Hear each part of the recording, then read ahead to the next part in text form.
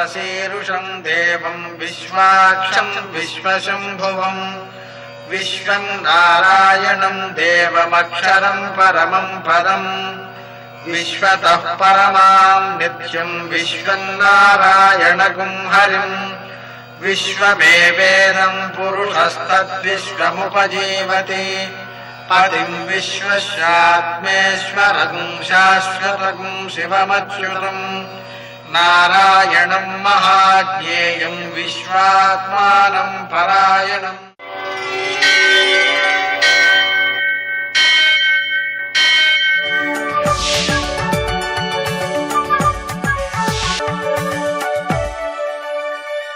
सूर्यशौर्यमथेन्दुरिन्द्रपदवी सन्मङ्गलं मङ्गलम्।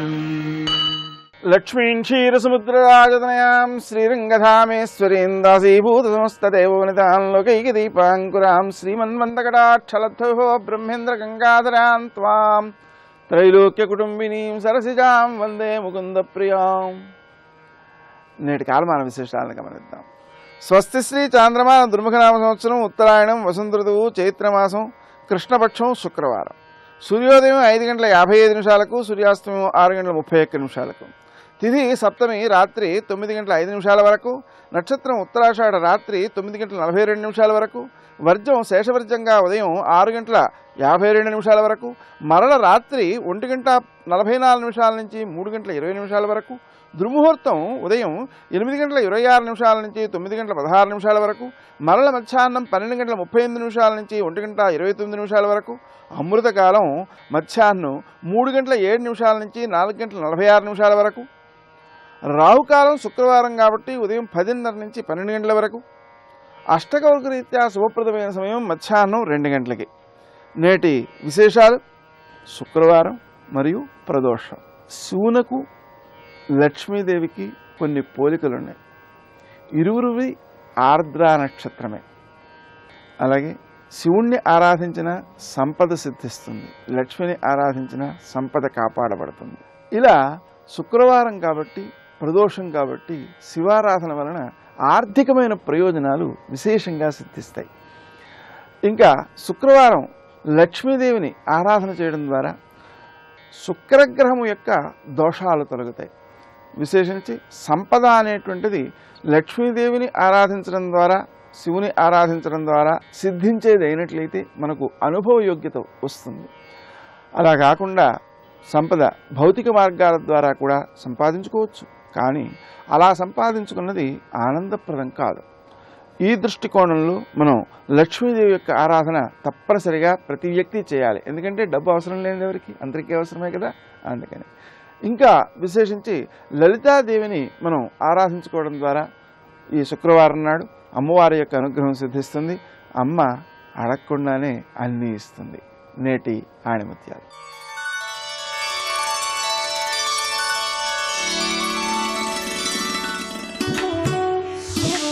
ప్రాపంచిక సూరత్వం ఉన్నవాడు ధైర్యాన్ని చావులో చూపిస్తాడు. ఆధ్యాత్మిక సూరత్వం ఉన్నవాడు ధైర్యాన్ని బ్రతకడంలో చూపిస్తాడు.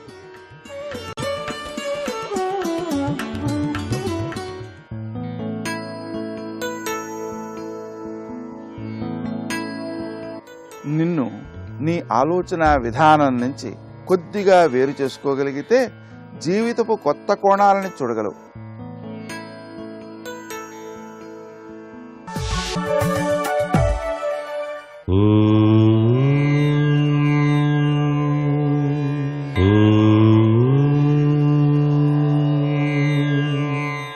ఓం నమో నారాయణాయ.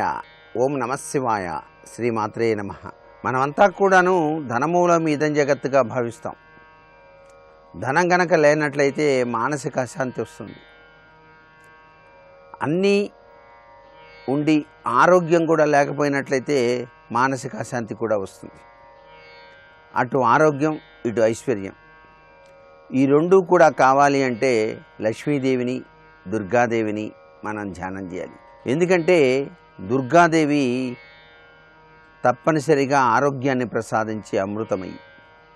దేహి సౌభాగ్యమారోగ్యం దేహిదేవి పరం సుఖం రూపం దేహి జయం దేహి యశో దేహి ద్విషోజేహి అని కదా శాస్త్రంలో చెప్పింది. అందుచేత ఆరోగ్యప్రదాత అయినటువంటి ఆ చక్కని తల్లి దుర్గాదేవిని ఆరాధన చేయటం, లక్ష్మీ కటాక్ష సిద్ధి కోసం అష్టలక్ష్మి స్వరూపంలో విరాజిల్లేటువంటి ఆ తల్లిని మనం నిష్టగా ధ్యానం చేయటం చాలా మంచిది. ఆవు పాలతో చేసినటువంటి పరమాన్నం నైవేద్యంగా సమర్పించి ఆ నైవేద్యాన్ని భక్తి శ్రద్ధలతో గనక స్వీకరించినట్లయితే తప్పనిసరిగా చక్కని తల్లి యొక్క అనుగ్రహ కరుణాకటాక్ష వీక్షణాలతో విజయ పరంపరలతో జీవితాన్ని సాగించడానికి ఆస్కారం అత్యధికంగానే ఉంటుంది. ఏది ఏవైనప్పటికీ మన భారతీయ సంస్కృతి సంప్రదాయంలో ప్రతినిత్యం కూడాను మనం ఆరాధన చేసేటువంటి విశిష్టవంతమైనటువంటి ఆ యొక్క ఆచరణ తత్వాలు అనిర్వచనీయమైనటువంటి సత్ఫలితాన్ని మానవాళికి ప్రసాదిస్తాయి. ఇదే మన ఋషులు మనకు ప్రబోధించినటువంటి సాంప్రదాయ లక్షణం. అంతేకాకుండా హనుమాన్ చాలీసా, దుర్గా చాలీసా, సుగంధ ద్రవ్యాలు ఉపయోగించడం, ఆకర్షణ వృద్ధి చేసుకోవటం శుక్రవారం నాడు ప్రారంభించుకోవచ్చు. అంటే తమకు తోచిన చందంగా చక్కటి ఆరాధనా బలంతో జీవన గమ్యాన్ని నిర్దేశించుకోవటం. ఇలా అయితే చక్కగా ఆ చక్కని తల్లి అనుగ్రహాన్ని ప్రసాదిస్తుంది. సర్వే జనా సుఖినో భవంతు.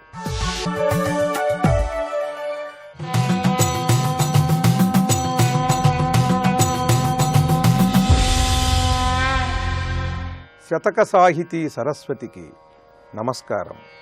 ఉద్ధతి చూపు రాక్షసుల వ్యూహములం చెడగొట్టి చోద్యమౌ పద్ధతితో రణస్థలి నవారణ భీషణ మృత్యుమూర్తివై తద్ధిమితోమ్మటంచు శివతాండవమాడుచు చెండుచుండగా యుద్ధము మాని చూచెదరు యోధులు నీ ధృతి రామబాణమా. ఓ రామబాణమా, నీ పరాక్రమాన్ని, నీ యుద్ధకళా నైపుణ్యాన్ని చూడాలని యోధులు ఉవ్విళ్ళూరుతూ ఉంటారు. ఆ యుద్ధంలో చావగా మిగిలిన వారు, ఆ రాక్షసులను చంపితే చూసిన మునులు, జనులు, దేవతలు కథలుగా ముల్లోకాలలో చెప్పుకుంటే ఆ రామబాణం యొక్క యుద్ధ విన్యాసాన్ని స్వయంగా కంటితో ఎప్పుడు చూస్తామా అని అందరూ కూడా అది ఒక అద్భుతమైన దృశ్యము, దాన్ని జీవితంలో చూచి తీరాలి.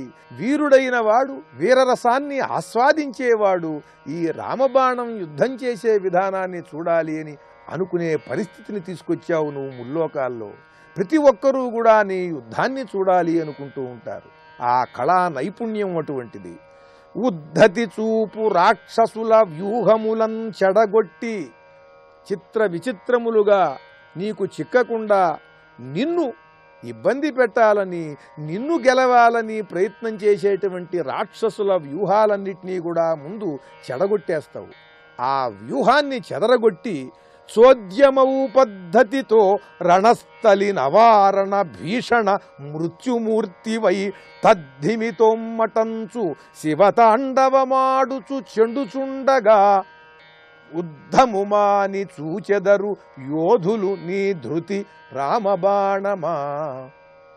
వాళ్ళ వ్యూహాలను చెడగొట్టి ఒక్కొక్కడిని దెబ్బ కొట్టి కొంతమంది పారిపోయేలా, కొంతమంది చనిపోయేలా భయంకరమైనటువంటి పరిస్థితిని కల్పించి ఆ శత్రు సైన్యాన్ని చెల్లాచెదరు చేస్తున్నటువంటి సందర్భంలో రణస్థలి నవారణ మృత్యుమూర్తివై, భీషణమైనటువంటి మృత్యుమూర్తివి, ఈ యుద్ధంలోంచి పారిపోయేందుకు కూడా వీలు లేకుండా పరిస్థితిని కలిగిస్తావు నువ్వు.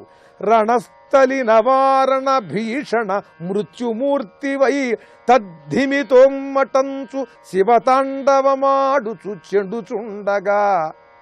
ప్రళయకాలంలో శివుడు ఎలా ప్రళయ తాండవం చేస్తాడో అలా యుద్ధరంగంలోంచి పారిపోయేందుకు వీలు లేకుండా శత్రువుల పైన శివతాండవం చేస్తుంటే నువ్వు యుద్ధము మాని చూచెదరు యోధులు నీ ధృతి రామబాణమా. నీ మెరుపు వేగాన్ని ఎలా వెళ్ళి వాడిని సంహరించావు, వాడి శరీరం నేల మీద పడటం మాత్రమే తెలుస్తుంది, వెంటనే మరి ఒకటి శరీరం పడిపోతుంది నేల మీదకి. అక్కడ నుండి నువ్వు ఎప్పుడు వచ్చి వీడి గుండెల్లో గుచ్చావో ఎవడికీ తెలియదు. అంతటి నీ వేగాన్ని యుద్ధం మానేసి అటు రాక్షసులు ఇటు వానరులు అందరూ కూడా చోద్యముగా ఆశ్చర్యముగా చూస్తూ ఉంటారు. అటువంటి నీ యుద్ధ కళా నైపుణ్యం, ధర్మకార్య నిర్వహణ మా భారతీయులందరికీ కలిగించు. జై శ్రీరామ్. స్వాగతం సకలలోకనుతాయై,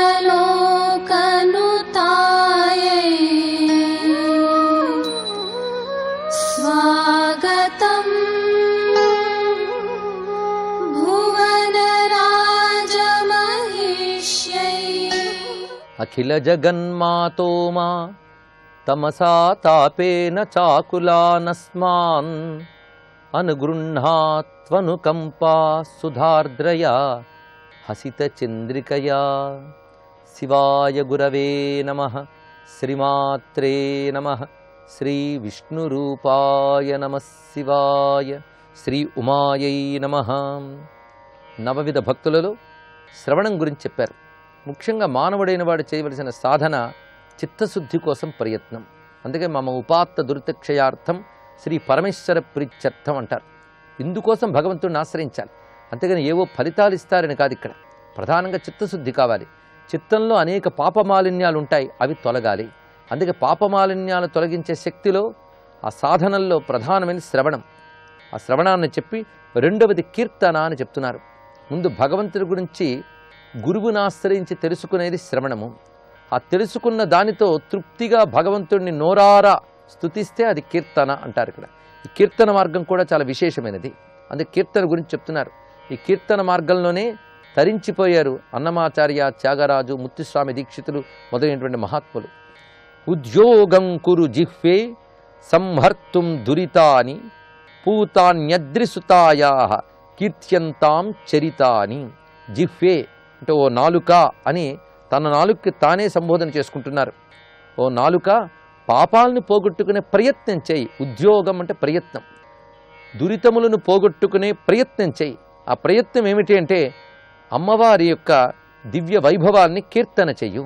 ఆ కీర్తన చేయడం వల్ల, తల్లి చరిత్రల్ని గానం చేయడం వల్ల, అంటే కీర్తించడం. అందరికీ సంగీతాలు రాక్కర్లే.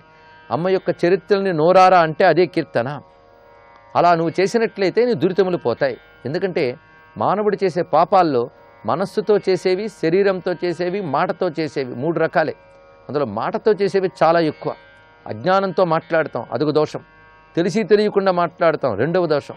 కఠినంగా మాట్లాడతాం, అశ్లీలాలు మాట్లాడతాం, శాస్త్ర విరుద్ధంగా మాట్లాడతాం, అసత్యాలు మాట్లాడతాం, అవతలి వారి మనస్సు నొప్పించేటట్టు మాట్లాడతాం. ఇన్ని దోషాలు వాగ్దోషాలు అని చెప్పుకుంటాం.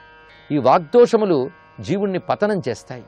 అది ఐహికంగానూ పతనం చేస్తాయి, పారమార్థికంగానూ పతనం చేస్తాయి. అందుకు వాగ్దోషాలు ఇప్పటివరకు చేశాం, ఇకపై చెయ్యకుండా ఉండాలని నిశ్చయించుకుని ఇప్పుడు చేసినవి ఎలా పోతాయి అంటే ఆ నోటితో, ఆ మాటతో అమ్మవారి చరిత్రని కానీ కీర్తిస్తే వాగ్దోషాలు పోతాయి. ఇకపై చెయ్యనివ్వకుండా ఆ తల్లి బుద్ధిని ప్రేరేపిస్తుంది. అందుకు ఓ జిహ్వే సంహర్తుం దురితాని ఉద్యోగం కురు. ఓ నాలుక, నువ్వు సమస్త దోషములు పోగొట్టుకోవడానికై అమ్మవారిని కీర్తించు, తరించు అని తనకు తానే ప్రబోధం కలిగిస్తున్నారు. అవతల వాళ్ళకి చెప్పడం కాదు, ముందు మనకు మనమే హెచ్చరించుకోవాలి. అందుకే మహానుభావుడు సదాశివ బ్రహ్మేంద్ర స్వామి వారు పిబరే రామరసం రసనే పిబరే రామరసం అంటారు. ఓ నాలుక, రామరసాన్ని పానం చేయు, భగవన్ నామరసాన్ని పానం చేయు అని. ఇప్పటి వరకు శ్రవణం, కీర్తనమయ్యే. తర్వాత స్మరణ. స్మరణ అనే మాట చాలామందికి అర్థం తెలిసినట్టే ఉంటుంది, కానీ స్మరణ అంటే ఏమిటో నిర్వచనం అద్భుతంగా ఇచ్చారు గణపతి ముని గారు. ఇక్కడ స్మరణ అంటే ఏమిటో తెలుసుకోవాలి. భగవంతుడిని స్మరించుము అని అందరూ అంటుంటారు, దేవుని స్మరింపుము అని రాసుకుంటూ ఉంటాం. స్మరించడం అంటే ఒకసారి దేవుణ్ణి అలా తలంచుకోవడం అనా? స్మరణ అంటే ఏమిటి ఇక్కడ చూపిస్తున్నారు. చాలా అద్భుతమైన మాట ఇది. శ్రీ శక్తిర్వినివార్యా చింతా కాపి నకార్యా నిత్యం చేతసి ధార్యా దీనానాం గతిరార్యా. నవవిధ భక్తుల్లో ధ్యానం అనే మాట ఎక్కడా కనబడదు చూడండి. స్మరణ మాత్రం కనబడుతుంది. స్మరణయే ధ్యానం అనే స్థానంలో వాడబడింది. మనస్సుతో చేసేదే స్మరణ, మనస్సుతో చేసేదే ధ్యానము.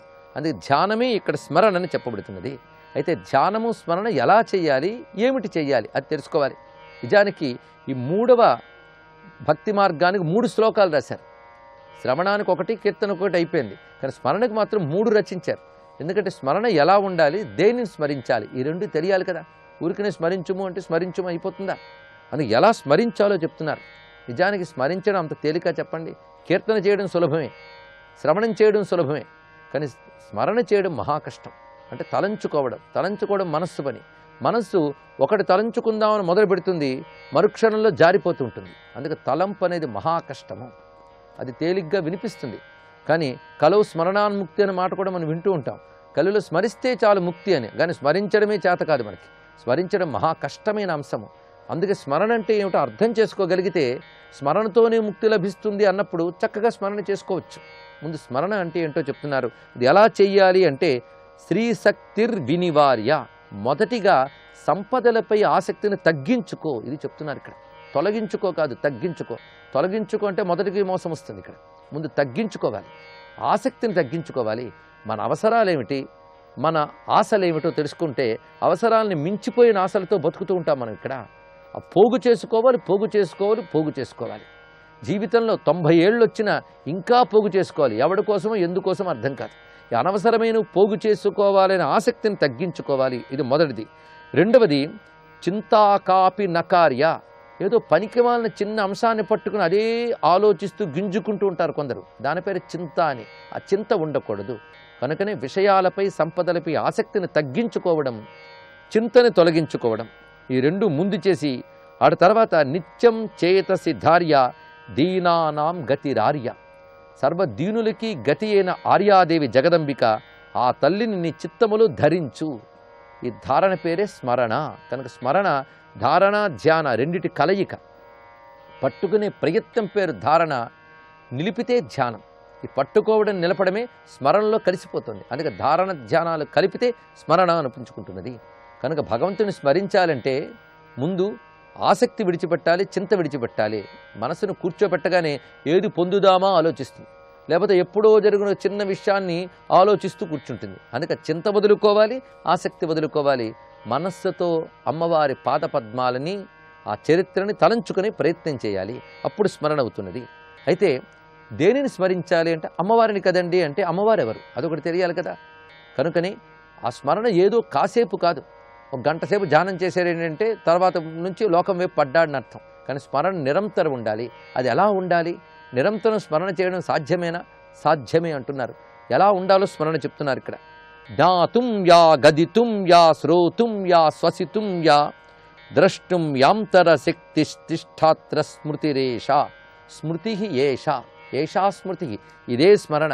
ఏమిటా స్మరణ అంటే జ్ఞాతుం యా, గదితుం యా, శ్రోతుం యా, శ్వసితుం యా, ద్రష్టుం యా. మొత్తం ఇక్కడ 5 చెప్పారు. మనం ఒక వస్తువుని తెలుసుకుంటున్నాం. ఇది పుస్తకం, ఇది పెన్ను, ఇది ఆకాశం, ఇది తీయగా ఉంది, ఇది పుల్లగా ఉంది అని తెలుసుకుంటున్నాం. ఏది ఉండడం వల్ల అన్నీ తెలుసుకోగలుగుతున్నాం అది ముందు తెలియాలి. దేనివల్ల ఒక విషయాన్ని తెలుసుకోగలుగుతున్నాం, దేనివల్ల మాట్లాడగలుగుతున్నాం, దేనివల్ల వినగలుగుతున్నాం, దేనివల్ల ఊపిరి తీయగలుగుతున్నాం, దేనివల్ల చూడగలుగుతున్నాం. ఇంతే. ఈ ప్రశ్న వేసుకుంటే చాలు. ఇవన్నీ మనంతరం మనం చేయగలమా? కన్ను ఉంది గనక చూస్తున్నాం, కానీ కన్నును మనం తయారు చేసుకోలేదు. ఇది ఆలోచించాలి. చెవి ఉంది గనక వింటున్నాం, నోరు ఉంది గనక నోటుకొచ్చినట్టు వాగుతున్నాం. కానీ నోటులో వాక్శక్తి ఎవరు, చెవినులో వినికిడి శక్తి ఎవరు, కంటిలో దర్శన శక్తి ఎవరు? అది ఎప్పుడు గుర్తుపెట్టుకుంటే అదే స్మరణ, స్మృతి. ఎప్పుడు ఇది గుర్తుపెట్టుకో. కనుక ఏ శక్తి ఉండడం వల్ల మాట్లాడగలుగుతున్నానో, ఏ శక్తి వల్ల వినగలుగుతున్నానో, ఏ శక్తి వల్ల ఊపిరి తీయగలుగుతున్నానో, ఏ శక్తి వల్ల చూడగలుగుతున్నానో, ఏ శక్తి వల్ల నా ఇంద్రియములు, నా మనస్సు అన్నీ తెలుసుకోగలుగుతున్నాయో, ఆ శక్తి అంతరశక్తి, నా లోపల ఉన్న శక్తి. ఆ అంతరశక్తే జగదంబ. అది చిచ్చక్తి. మనలో ఆ చిచ్చక్తి ఉంటేనే మనం ఇవన్నీ చేయగలం. కానీ ఏ శక్తి వల్ల మనం ఇన్ని తెలుసుకుంటున్నామో ఆ శక్తిని తెలుసుకోలేకపోతున్నాం. ఇప్పుడు ఆ శక్తిని తెలుసుకునే ప్రయత్నం చేయాలి. ఎప్పుడు ఏ పని చేస్తున్నా ఆ పని చేయించే శక్తిగా నా లోపల అమ్మవారే ఉన్నారు అనే స్మృతి ఎల్లవేళలా ఉంటే అదే స్మరణ. ఇది స్మరణ అనే మాటకు అత్యద్భుతమైన నిర్వచనం చెప్పారు. ఆ స్మరణలోని ఒక భాగం ఏంటంటే ఆ శక్తిని ఒక దివ్యమంగళ విగ్రహంగా కూడా నువ్వు ధ్యానించవచ్చు. అది కూడా స్మరణే. ఆ దివ్యమంగళ విగ్రహాలు ఇప్పటి వరకు వర్ణించిన ఏ రూపాన్నైనా ధ్యానించవచ్చు. మొదటిగా చెప్పినది శక్తికి ఆకారం లేదు. ఇప్పుడు శక్తిని ఆకారంతో ధ్యానించు, అది తప్పేమీ లేదు. ఎందుకంటే అమ్మవారే మనల్ని అనుగ్రహించడం కోసం దివ్యమైన ఆకారాలు ధరించారు. ఆకారాలను ధ్యానించు. ఒక ఆకారాన్ని ఇక్కడ చెప్పారు. విభ్రాజీన శతాభం బిభ్రాణం శిరసిందుం స్మర్తవ్యం జగదంబా రూపం వా ధుతపాపం. అనేక సూర్యులు ఒక్కచోట్ల ప్రకాశించినట్లుగా కాంతిమంతమైన రూపం, తలపై నెలవంకను ధరించినటువంటి అమ్మవారి రూపాన్ని ఒక్కసారి స్మరించు. అలా స్మరించావా పాపం వెంటనే తొలగిపోతుంది. ఒక్క అమ్మ రూపాన్ని స్మరిస్తే మనసులో పాపం పోతుంది.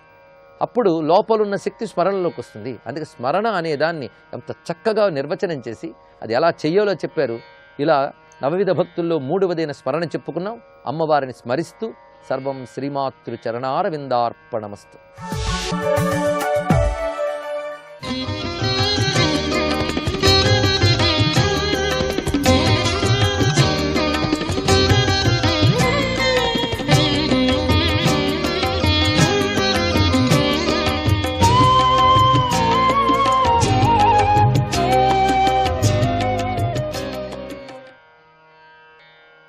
యస్య వాచా ప్రజాః సర్వా గావః తంత్యేవ యంత్రితాః హరంతి బలిమాయత్తాః తస్మై ముఖ్యాయ తే నమః.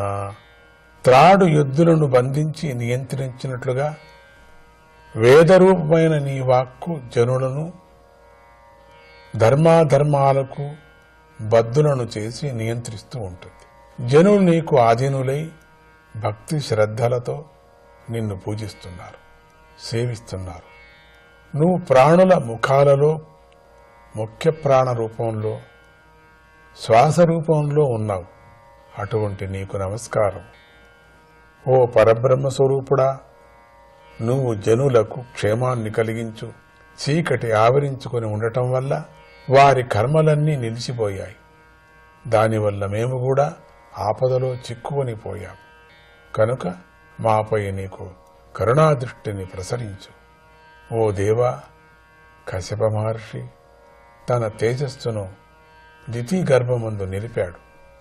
ఆ తేజస్సుతో ఆమె గర్భం ఎండుగట్టిలోని అగ్నిలాగా అభివృద్ధి చెందుతుంది. అది దిక్కులను కాంతి విహీనం చేస్తుంది, విహీనమైపోతుంది అన్నారు. విదురా, బ్రహ్మదేవుడు స్వయంభువుడు అయినటువంటి స్వరూపం వేద శబ్దాల వల్ల మాత్రమే తెలియబడుతుంది. దేవతల ప్రార్థన విన్న బ్రహ్మదేవుడు చిరునవ్వి నవ్వి తీయనైన మాటలతో వారికి సంతోషం కలిగిస్తూ ఇలా అన్నాడు. దేవతలారా, మీకంటే ముందుగా సనకాది మహర్షులు జన్మించారు. వారికి లోకంలో కావలసిన కోరికలేవీ లేవు. వారు ఆకాశ మార్గంలో లోక సంచారం చేస్తూ ఉన్నారు. వారికి ఒకసారి శ్రీహరిని చూడాలనే సంకల్పం కలిగింది.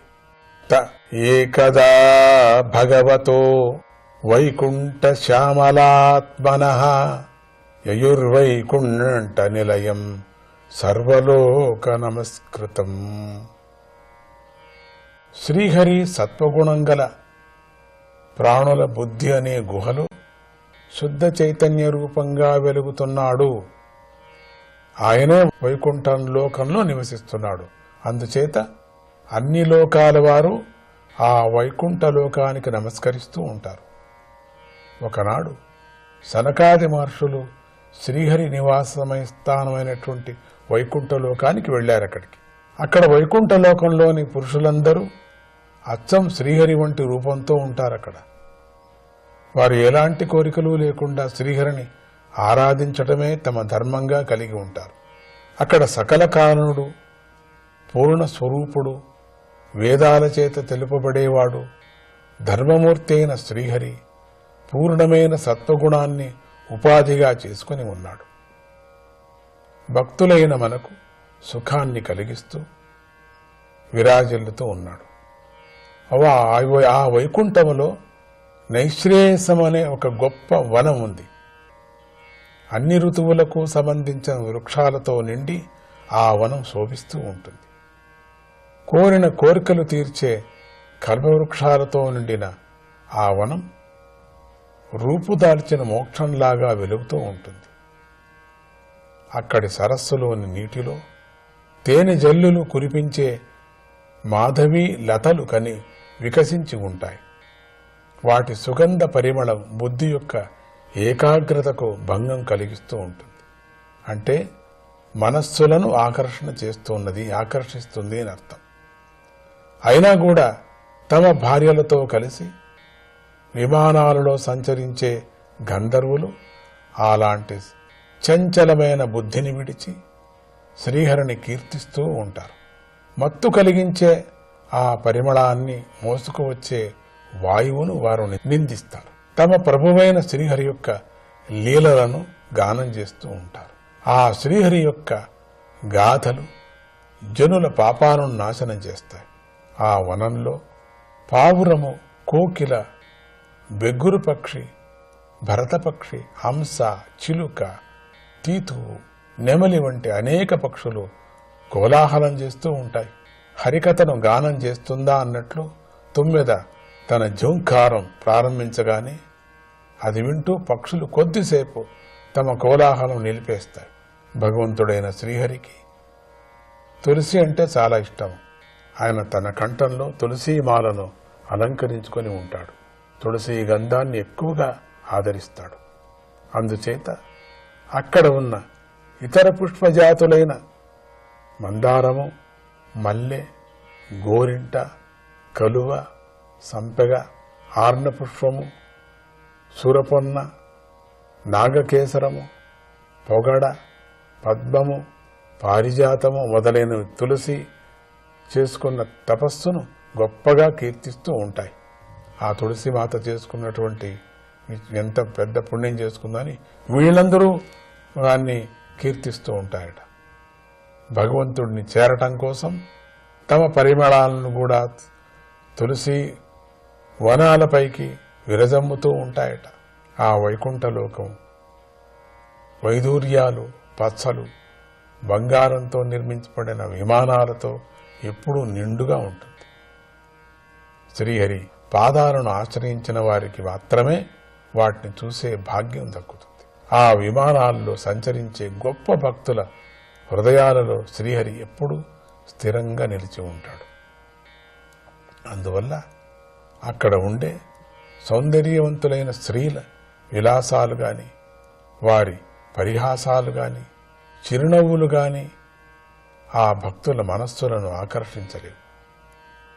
రజోగుణం నుండి పుట్టే కామ వికారాలు వారిని చేరలేవు. శ్రీహరి యొక్క భవనం బంగారంతో నిర్మించబడి ఉంది. గోడలు స్ఫటికాలతో నిర్మించబడి ఉంది. ఒకచోట స్థిరంగా ఉండకపోవటమనే తన చంచల స్వభావాన్ని విడిచిపెట్టి లక్ష్మీదేవి ఆ సుందర భవనంలో ఎల్లప్పుడూ స్థిరంగా ఉంటుంది. మొనలతో కూడిన కాలి అందెల గల్లు గల్లున శబ్దం చేస్తూ ఉండగా చేతిలో పద్మాన్ని విలాసంగా పట్టుకొని ఆమె తన భర్త అయిన శ్రీహరి మందిరంలో అటూ ఇటూ సంచరిస్తూ ఉంటుంది. లక్ష్మీదేవి ఆ భవనంలో అలా తిరుగుతూ ఉంటే స్ఫటికమయమైన గోడలు ఆమె ప్రతిబింబం పడి పద్మంతో ఆమె నేలను ఊడుస్తుందా అన్నట్లు కనిపిస్తుంది. ఆ లక్ష్మీదేవి అనుగ్రహానికి ఈ జగత్తులోని ఇతరులంతా ప్రయత్నిస్తూ ఉంటారంట. లక్ష్మీదేవి తన పరిచారికలతో కలిసి తన ఉద్యానవనంలో తులసీ దళాలతో శ్రీహరిని శ్రద్ధతో అర్చిస్తూ ఉంటుంది. ఆ వనంలో అమృతమే నీరుగా గల దిగుడు బావులున్నాయి. ఆ బావుల గట్లు పగడాలతో నిర్మించబడి ఉన్నాయి. లక్ష్మీదేవి ఎత్తైన ముక్కుతో అందమైన కేశపాశాలతో ఉన్న తన ముఖాన్ని ఆ నీటిలో చూసి నీలమేఘ శ్యాముడైన శ్రీహరి తనను ముద్దు పెట్టుకుంటున్నాడని భావించి సిగ్గుపడుతూ ఉంటుందట. ఓ దేవతలారా, మందభాగ్యులైన జనులు పాపాలను దూరం చేసే జగత్తు యొక్క సృష్టి వంటి శ్రీహరి లీలను వినటం లేదు. కేవలం నిస్సారమైనవి, బుద్ధిని నాశనం చేసేవి అయినటువంటి ఇతర విషయాలను కూడా, చెడు ప్రసంగాలను ఆసక్తిగా వింటూ ఉంటారు. అలాంటి వారు వైకుంఠ లోకాన్ని పొందలేరు. చెడు ప్రసంగాలు వారిని నరకంలోకి పడదోస్తుంటాయి. అక్కడ వారిని రక్షించేవారు ఎవరూ ఉండరు. ధర్మాన్ని ఆచరించడానికి, యథార్థ వస్తువైనటువంటి బ్రహ్మజ్ఞానాన్ని పొందటానికి ఈ మనుష్య జన్మలో అవకాశం ఉంది. కనుకనే బ్రహ్మనైన నాతో సహా దేవతలంతా దానిని కోరుకుంటూ ఉంటాం. కానీ ఎవరైతే అలాంటి మానవ జన్మను పొంది కూడా శ్రీహరిని ఆరాధించరో వారు భగవంతుని మాయలో పడిపోతున్నారు. దేవతలందరూ మానవ అవతారం కోరుకుంటారట, పరమాత్ముణ్ణి పొగడటాని కోసం. ఇది చెప్పుకొస్తున్నారు ఇక్కడ. విష్ణవే నమః.